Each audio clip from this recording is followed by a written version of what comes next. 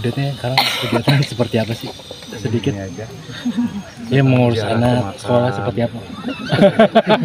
Ya maksudnya kalau masih motoran juga berbagi waktunya dengan keluarga seperti apa Mas Ome?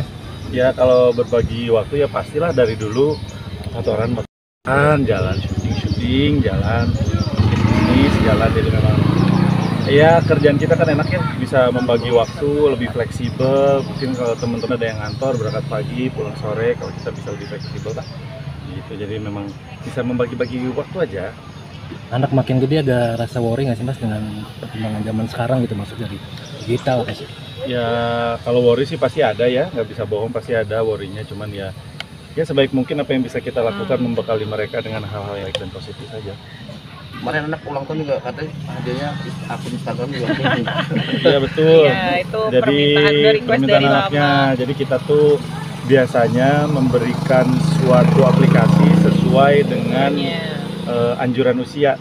Kan di aplikasi ada tuh sosial media Instagram tuh umur 12 plus. Ya. Jadi di hadiah ulang tahunnya ketika umur 12 tahun kita kasih tanggung jawab. Kita bilang ini tanggung jawab, makanya kita bolehin sosial media Instagram dengan berbagai macam peraturan yang sudah disiapkan oleh juga. mamanya. Jadi nggak yang dikasih dibolehin terus udah nggak dikontrol gitu juga nggak, tapi masih ada di handphone aku juga akunnya, jadi masih terpantau lah.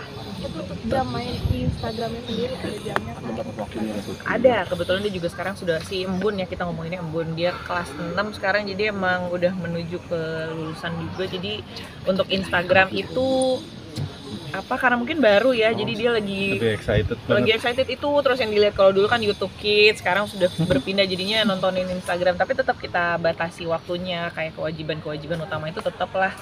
Dan dia juga sadar diri sih, karena udah tahu kalau misalnya nggak dilakuin tugas sekolahnya berarti dia akan ketinggalan atau gimana udah tahu. Jadi dia itu makanya kata Omes tadi tanggung jawab, jadi dia juga harus bisa belajar manajemen waktunya ya, kapan harus berhenti gitu. Ya. Tapi bakatnya sudah terlihat belum sih? Apalagi udah SD bakat? Iya, dia mancingnya jago. Saya nggak nyangka. Saya nggak tahu dari mana. Nggak tahu sih. Kalau bakat sih seneng.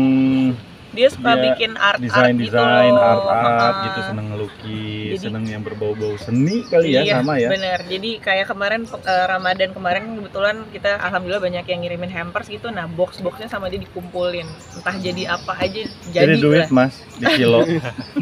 Kreatif berarti ya. Tapi ngarahin gak sih anak-anak nanti ikut ke jejak orang tuanya? Enggak sih, kita belum lebih ke ya.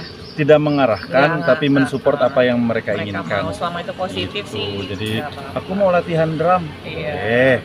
Aku mau latihan nyanyi, boleh. Aku mau latihan piano, boleh. Les bahasa Inggris, boleh.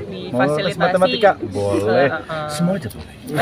Difasilitasi, tapi kita kasih tanggung jawab juga bahwa itu tuh kalau udah masuk tuh harus tuntas sampai beres gitu. Nggak yang aku mau ini bosan nggak? Ada bosannya di tengah-tengah, tapi kita harus sampai tuntas. Jadi misalkan kita emang 2 semester, ya kita cobain, tapi harus sampai tuntas sesuai komitmen lah. Gitu. Mau tengah-tengah bosan, pokoknya 2 semester itu harus dijalanin. Karena kami satu aliran dengan Mbak Mona.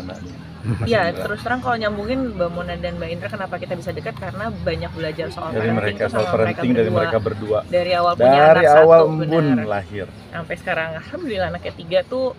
Mbak sampai Mona sekarang tuh kontak-kontakan, ya. Apalagi kan kita sekarang anak kita tuh baru masuk ABG, Mbak Mona udah punya 2 nih, 3 malah ya. Gitu, kita banyak konsultasi, sharing sih, lebih ke sharing sih. Lurus spiritual. Gitu. Terima kasih Mas. Terima kasih.